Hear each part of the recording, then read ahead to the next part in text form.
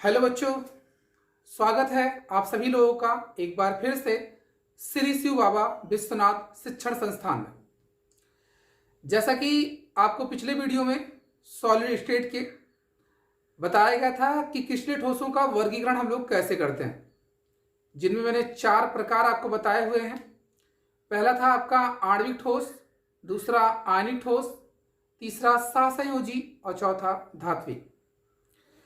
इन ठोसों में मैंने आपको समझाया था कि किसमें कौन सा फोर्स ऑफ अट्रैक्शन होता है, कौन से कंस्टिट्यूएंट पार्टिकल किसमें होते हैं, किसके कंडक्टिविटी ज़्यादा होती है, किसकी कम होती है, किसके मेल्टिंग पॉइंट ज़्यादा होते हैं या कम होते हैं।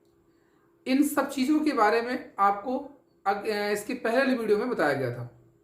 ठीक है, तो वीडियो को हम आगे कंटिन्यू कर रहे हैं और उसके आगे के टॉपिक आज हम लोग डिस्कस करने वाले हैं यहाँ पे। तो सभी लोगों से ये एक रिक्वेस्ट है कि आप सभी लोग अपने जो भी फ्रेंड्स या जो भी आपके स्टडी रिलेटिव ग्रुप हैं उनमें आप वीडियो को अधिक से अधिक शेयर किया कीजिए। ठीक, जो भी आपके फ्रेंड्स हैं, जो भी आपके क्लासमेट हैं, उनको अगर जानकारी है तो ठीक है, नहीं जानकारी है तो आप उन्हें बताएं कि हाँ, क्लास की जो वीडियो है वो कंटिन्यू चल रही है और इसमें जो भी मेन फैक्ट हुआ करें उनकी अलग एक नोट बनाया कीजिए आप लोग। साथ ही साथ इसको नोट्स में अपने कंटिन्यू करते रहिए। ठीक है, तो जैसा भी रहेगा, जब भी हमारी आपकी मुलाकात होगी तो इस वीडियो के माध्यम से जो भी जो भी चैप्टर्स आपको पढ़ाया जा रहा है उसके बाद ही शुरू होगा फिर। ठीक है ना, तो इसलिए सभी लोगों से कहा जाता है कि आप अपने नोट्स एक अच्छे ढंग से तैयार करते रहिए और लास्ट में जो वर्क दिया जाता है उसको आप सभी लोग आंसर उसका खुद से अपने नोट्स में कहीं ना कहीं नोट करें और साथ ही साथ आप इस कमेंट बॉक्स में नीचे लिखा करें। ठीक है, तो वीडियो को आगे बढ़ाते हुए चलिए शुरू करते हैं। आज पहले यहाँ पे कि लैटिस क्या होता है, मतलब जालक। तो जो जालक होते हैं, जिसको सर्वप्रथम जो बताया था वो व्रेवियस नामक वैज्ञानिक ने बताया हुआ था और ये कहीं कहीं लिखा भी रहता है व्रेवियस जालक। ठीक है, उसे आप लैटिस कहते हैं। तो लैटिस क्या होता है ये हमें जानना है पहले। तो लैटिस को आप ये कहते हैं कि त्रिविमीय में जो 3 डायमेंशनल होती हैं आपकी, उस त्रिविमीय में अवयवी कणों का एक नियमित रूप, एक नियमित व्यवस्था जो होती है उसे ही, उसके द्वारा जो तैयार होता है आपका एक अरेंजमेंट जो बनता है उसे ही आप कहते हैं लैटिस। मतलब अवयवी कणों का त्रिविमीय में जो नियमित व्यवस्था होती है उसे ही जालक कहते हैं। ठीक, मतलब ये कहा जा रहा है आपसे कि जैसे लैटिस जो है, लैटिस जिसको आप जालक कहते हैं, जालक। तो मैं ये कह रहा हूं कि किसी भी जालक का अगर आप निर्माण कर रहे हैं तो उस जालक में जो उनके अवयवी कण होते हैं, कंस्टिट्यूएंट पार्टिकल्स होते हैं, वो 3 डायमेंशनल में, त्रिविमीय शेप में, ठीक है, उसे जब आप व्यवस्थित करते हैं, उनकी व्यवस्था जिस तरह से आप करते हैं उससे निर्मित जो आकृतियां होती हैं, जो उसके शेप बनते हैं, उसे ही आप कहते हैं जालक। इसी को ब्रेवियस जालक भी कहा जाता है, क्योंकि इसे सर्वप्रथम जो है वो ब्रेवियस ने ही देखा था, उसने उन्हें ही ये बताया था। ठीक है, तो देखिए जैसे इसमें ये बताया जा रहा है, मान लीजिए यहाँ पार्टिकल्स हैं, इसलिए कि हमारे जो यहाँ पे होंगे एटम्स वो ऐसे रहते हैं। तो एटम्स सभी लोग जानते हैं कि यहाँ स्फेरिकल होता है, इनमें जो इसका सेंटर है उस सेंटर को हम यहाँ दिखा रहे हैं। ठीक, तो आप चाहे वो पूरा एक स्फीयर दिखा सकते हैं और चाहे तो आप यहाँ पे सिर्फ उसके सेंटर को दिखा रहे हैं। तो देखिए इसका सेंटर ये है और इसको आप एक रेगुलर अरेंजमेंट में अरेंज कर रहे हैं इस तरह से, ये फिर इसी प्रकार से आप यहाँ इसको लगा रहे हैं। ये सभी इसके कंस्टिट्यूएंट पार्टिकल्स हैं और इनकी एक जो रेगुलर अरेंजमेंट है उसके द्वारा जो भी आकृतियां बनती हैं उन्हें ही आप कह रहे हैं जालक। या इसी को आप क्रिस्टल जालक भी बोल सकते हैं। तो देखिए ये क्या है, अवयवी कणों का एक रेगुलर अरेंजमेंट है। ठीक है, अब देखिए इनमें जो रेगुलर अरेंजमेंट है आपका, इस रेगुलर अरेंजमेंट में अर्थात जो भी हम नियमित व्यवस्था इसकी दिखा रहे हैं, तो इसमें जो क्रिस्टल हमारा तैयार होता है, जो क्रिस्टल हमारा तैयार होता है उसमें परमाणुओं, अणुओं या आयनों को जो एक नियमित त्रिविमीय आकृतियों में दर्शाया जाता है वो आपका कहलाता है त्रिविमीय, उसको कहते हैं आप क्रिस्टल जालक के रूप में, जो भी अवयवी कण रहते हैं। तो अवयवी कणों को आप जिस तरह से अरेंज कर रहे हैं, जैसे देखिए यहाँ पर अगर मैं बात करूँ कि ये पार्टिकल्स हैं हमारे, इनको हमने इस तरह से अटैच किया ऐसे, फिर इसी प्रकार से यहाँ पे भी देखा हमने इस तरह से, और इसको हमने ऐसे मिला दिया, ये देखिए इस तरह से। अब देखिए क्या हुआ, यहाँ पे एक आकृति, एक ट्यूब आपका बन रहा है। इसी चीज को अगर आप क्या करते हैं, आगे बढ़ाते चले, देखिए इसे, इसको आपने इससे अटैच कर दिया, इसको इससे अटैच किया, फिर इस वाले को इससे, इसी तरह से इसमें आप आगे बढ़ा रहे हैं ऐसे, इसको इससे मिला दिया। अब ये इसके द्वारा, ये देखिए आप आगे ऐसे बढ़ाते जाएंगे तो क्या होगा, आपको एक अच्छा जालक मिलता है, एक अच्छे क्रिस्टल जालक दिखाई देते हैं, जो कि जिनमें अवयवी कण एक नियमित अरेंजमेंट में, एक नियमित व्यवस्था में व्यवस्थित रहते हैं, एक नियमित क्रम में व्यवस्थित रहते हैं। ठीक है, अब देखिए इनमें जो पुनरावृत्ति हो रही है, जो घनों की पुनरावृत्ति हो रही है, जैसे आप जब इनके अवयवी कणों को एक दूसरे से मिला रहे हैं, एक नियमित क्रम में व्यवस्थित कर रहे हैं, तो क्या हो रहा है, एक आकृतियां बन रही हैं।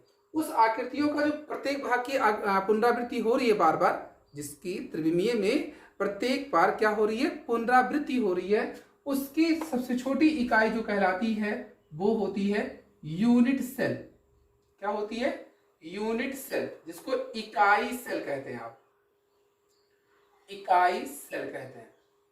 ठीक है, आप आगे बढ़ाते जाएंगे, देखिए इसी की पुनरावृत्ति होगी, एक निश्चित रूप से आपको एक आकृतियां दिख रही हैं जो क्या है, उसी की बार बार पुनरावृत्ति होती रहेगी। आप किसी भी अवयवी कण को देखिए मिला के चलिए इस तरह से, आप इसका एक नियमित ऑर्डर बनाएंगे तो सही बनेगा सब, ऐसे देखिए इसी की पुनरावृत्ति हो रही है बार बार। जिस क्रिस्टल की आप यहाँ पुनरावृत्ति देख रहे हैं वही इसका क्या कहलाता है, जो सबसे छोटा भाग उसका रहता है वही कहलाता है इकाई सेल। ठीक, अब बात करते हैं यहाँ पे कि इकाई सेल कितने प्रकार की होती है, इकाई सेल जो रहती हैं वो कितने प्रकार की होती हैं, उनकी चर्चा कर लेते हैं हम आपसे। तो इकाई सेल जो हमारा होता है, ये पहले तो हमें दो प्रकार बताए जाते हैं। एक होता है आपका सिंपल या प्रिमेटिव सेल, और दूसरा होता है सेंटर्ड सेल। ठीक है, मतलब देखिए वैसे बुकों में आपको दिखेगा डायरेक्टली चार प्रकार, लेकिन अगर आप इसको थोड़ा सा और इंटरनली दिखा रहे हैं तो पहले आपको दो प्रकार बताने, फिर इसके बाद वो आगे क्लासिफाई किया जाएगा। तो इसमें दो हैं, एक को हम लोग सरल कहते हैं, सरल घनीय, और दूसरा होता है आपका केंद्रित घनीय या इकाई सेल। ठीक है, केंद्रित सेल बोलते हैं इसे, आप इकाई सेल कहेंगे। अब देखिए जो सरल वाला है ये तो सरल ही रहेगा। अब केंद्रित वाले में जो होते हैं, इसको और अगर हम सब ग्रुप में डिवाइड करें तो इसके तीन प्रकार, ये देखिए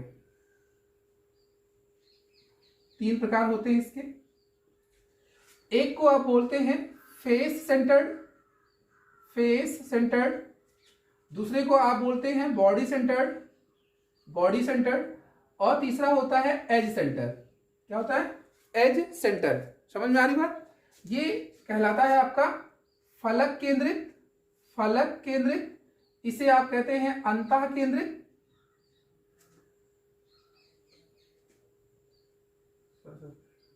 इसे पहले आप बोलते हैं फलक केंद्रित, और ये आपका होता है इसमें, तो देखिए ये एक आपका फलक केंद्रित था, दूसरा है आपका अंतः केंद्रित,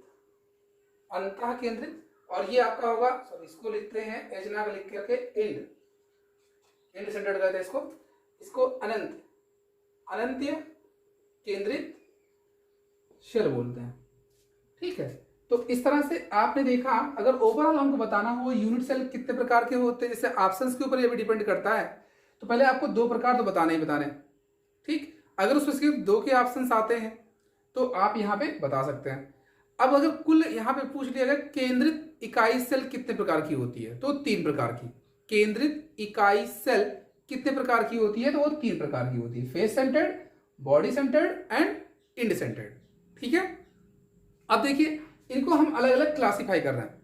कैसे इनको बताएंगे कि क्या क्या इनमें कौन सी खूबी होती है, कौन सी खासियत होती है, इनकी चर्चा करेंगे। और यहाँ पे जो हमें इकाई सेल बताए जाएंगे वो एक क्यूबिक की बात करेगा, एक क्यूब, यहाँ पे एक क्यूब की बात होगी और उसी की चर्चा यहाँ पे की जा रही है। क्यूब आप सभी लोग जानते होंगे क्या होता है, मतलब एक घन क्या होते हैं, उसको हम आपको दिखा रहे हैं एक एग्जाम्पल के माध्यम से। उसमें कितने फलक होते हैं, कितने साइड्स होते हैं और कितने उसमें शीर्ष होते हैं, मतलब कि वर्टिक्स, जिसको आप शीर्ष ही बोलेंगे। ठीक है, तो ये आपको दिखाते हैं इसमें। डब्बों को फिर उठा हो मार करवा ओ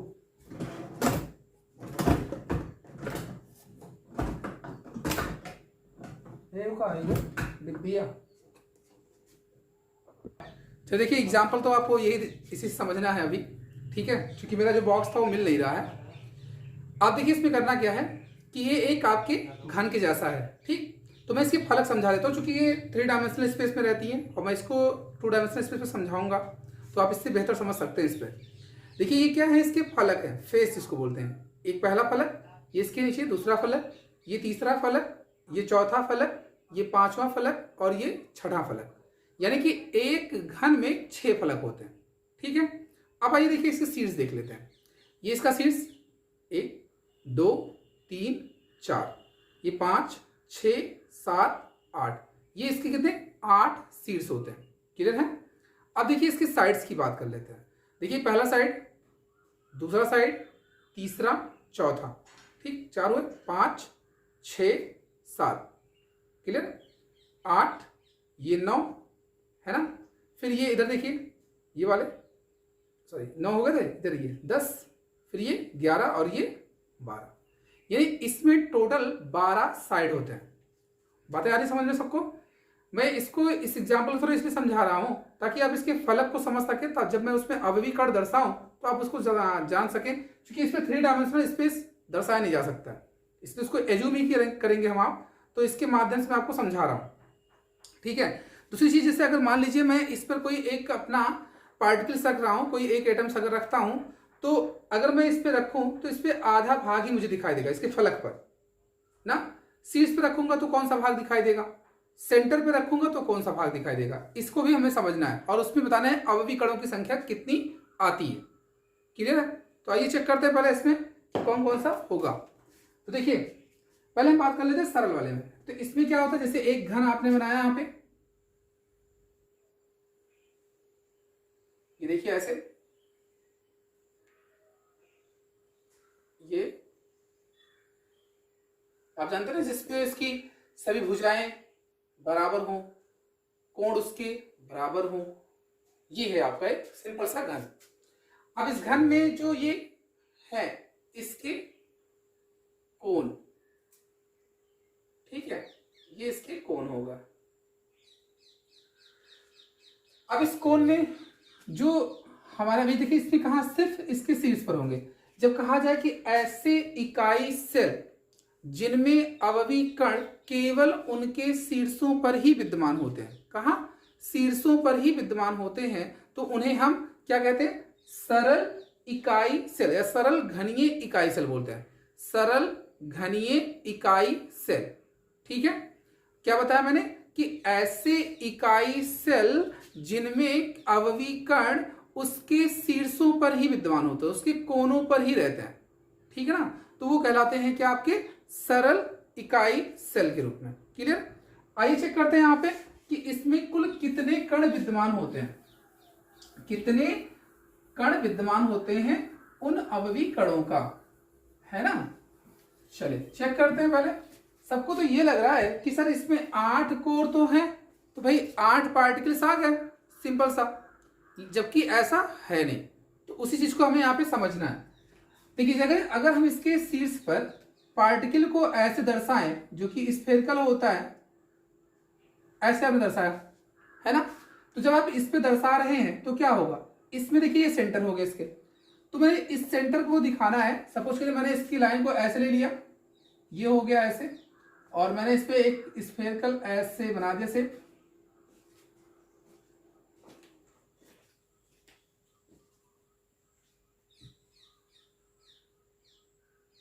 ये स्फेयर मैंने बना दिया, ठीक है। जब ये स्फेयर बना दिया मैंने, तो अब क्या हुआ, अब चूंकि मुझे इसका देखिए यहाँ पे अगर मैं इसको ऐसे दिखा रहा हूं इस तरह से, तो इसका आधा भाग तो क्या है, ऊपर है, आधे भाग को हटा देते हैं। यहां से देखिए अगर मैं आधे भाग को हटाऊं तो मेरा से कुछ ऐसा आएगा, भाई ऐसा ही तो रहेगा आधा वाला भाग, कुछ ऐसा, ये आधा भाग आ गया, और ये इसका सेंटर था। फिर देखिए ये, तो ये आधे वाले भाग में देखिए, आधे वाले भाग में ये एक भाग, ये दूसरा भाग, ये तीसरा भाग, ये चौथा भाग, ये यानी आधे भाग में चौथाई भाग है। आधे में क्या है, एक चौथाई मिल रहा मुझे, एक चौथाई आधे में, तो पूरे में कितना मिलेगा भाई, आधा में एक चार, अगले आधे में कितना आएगा, उसका भी 1/4। समझ में बात, मतलब कि यहां पर जो टोटल इसका भाग मुझे मिलता है वो इसका कौन सा भाग होता है, 1/8वां भाग होता है। कितना, 1/8वां भाग। जैसे इसका 1/4 भाग यहां दिख रहा है मुझे, ठीक है, तो 1/2 भाग अभी आगे भी तो था, तो उसको अगर हम लोग मल्टीप्लाई करते हैं इसमें तो 1/8 भाग मिलता है। तो एक एंड पर, एक इसके जो वर्टिक्स होते हैं उस पर जो अवयवी कणों का अंश होता है, अवयवी कणों का जो भाग होता है वो कितना, 1/8, 1/8। तो टोटल कितने हैं यहाँ पे, 8 है शीर्ष, तो 8 गुणा 1/8, तो यहाँ पे कितने आ गए, 1 आ गए। यानी कि सरल इकाई सेल में अवयवी कणों की संख्या कितनी होती है, सिर्फ 1 होती है। बात यहां तक समझ में आ रही है आपको। चलिए दूसरे टाइप की बात करते हैं, यहाँ पे बॉडी सेंटर की या फेस सेंटर की बात कर लेते हैं। चलिए फेस सेंटर को देखते हैं।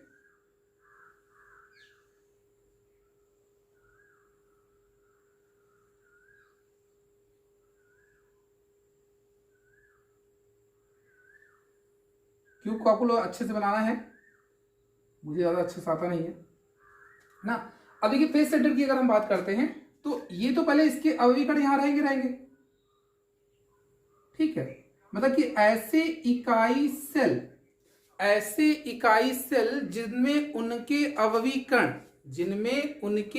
अवयवी कण शीर्षों के अतिरिक्त फलक के केंद्रों पर भी उपस्थित होते हैं, शीर्षों के अतिरिक्त फलक के केंद्रों पर भी उपस्थित होते हैं। तो देखिए वो आपको कहलाता है फलक केंद्र। ये फलक का केंद्र था, ये इसका दूसरा केंद्र, ये इसका तीसरा, ये इसका चौथा। अब देखिए इसी में समझना आपको, ये इसके ऊपर वाला जो भाग है इसका केंद्र हमने मान लिया, जो ऊपर वाले भाग है, ये इसका केंद्र हमने यहां दिखा दिया, ठीक, ऊपर वाले भाग में, और जो इसके पीछे वाला भाग है उसका केंद्र यहां दिखा दिया, ठीक है ना। तो ये है आपके फलक केंद्रित। कौन से हैं, फलक केंद्रित। और ये कौन सा था, सरल केंद्रित। अब देखिए फलक केंद्रित में कणों की संख्या कितनी होती है भाई, सेम कंडीशन इसकी वही रहेगी, लेकिन फलकों पर जो रहता है अवयवी कणों का वो सिर्फ हमें आधा भाग दिखाई देता है, आधा भाग तो उसके अंदर। भाई अगर हम कोई चीज अगर इसके मान लीजिए रखते हैं तो क्या होगा, इसके आधा इसके ऊपर दिखेगा, आधा इसके पीछे दिखेगा, तो फलक के अंदर रहेगा पूरा वो हमारा पार्टिकल। समझ में आ रही बात। तो इसमें क्या हुए, देखिए आपके 8 गुणे 1/8 जो कि शीर्षों पर है, फिर प्लस फलकों की संख्या कितनी बताई आपने, 6, और उस फलक पे पार्ट कितना 1/2, तो ये 8 से 8 काट गया, 2 3 6, तो 1 धन 3, पार्टिकल कुल कितने आ गए, 4 आ गए। यानी कि फलक केंद्रित में अवयवी कणों की संख्या कुल कितनी होती है, 4 होती है, ठीक है ना। आइए फिर आगे चलते हैं इस वाले पे, यहां देख लीजिए इसको।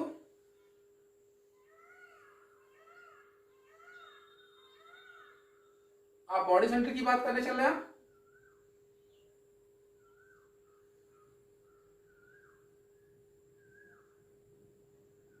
ये देखिए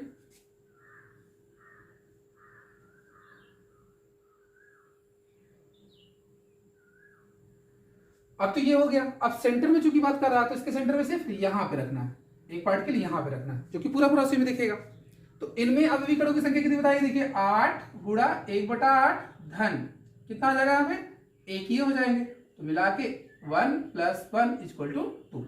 तो बॉडी सेंटर में आवयवी कणों की संख्या कितनी? 2। फलक केंद्रित में कितनी? 4। और सरल केंद्रित में कितनी? 1। अब बचा कौन सा हमारा? इंड बॉडी सेंटर्ड, अंत केंद्रित फलक, अंतः केंद्रित इकाई सेल। ठीक है, आइए चेक करते हैं। जैसे देख लीजिए उसकी सेम टू सेम ऐसे ही बनाना है आपको। पहले दूसरा आपने स्क्वायर यहां ले लिया, स्क्वायर को ऐसे अटैच कर दीजिए आपस में, बन गया आपका क्यूब। अब इसमें ये शीर्ष पे तो रहेंगे, ये शीर्ष में रहेंगे आपके पार्टिकल्स। अब इसके अतिरिक्त किसी फलक के किसी एक युग्म पर, फलक के केंद्र के किसी एक युग्म पर आवयवी कण इसमें रहेंगे। देखिए किसी भी एक युग्म, चाहे यहां ले सकते हैं आप, यहां दिखा दीजिए या इस युग्म पे या ऊपर वाले युग्म पे, कहीं दिखा दीजिए, बस एक ही युग्म पे रहेगा। इसमें और इसमें अंतर क्या है? इसमें सभी पे रहता था, सभी फलकों के केंद्र पे रहता है, इसमें किसी एक युग्म पे रहेगा। युग्म मतलब जैसे ऊपर है तो उसके नीचे वाले, साइड में है तो अगले साइड में। ठीक है, तो जैसे भी रहेगा उस तरह से दिखाएंगे। तो इनमें आवयवी कणों की संख्या कितनी?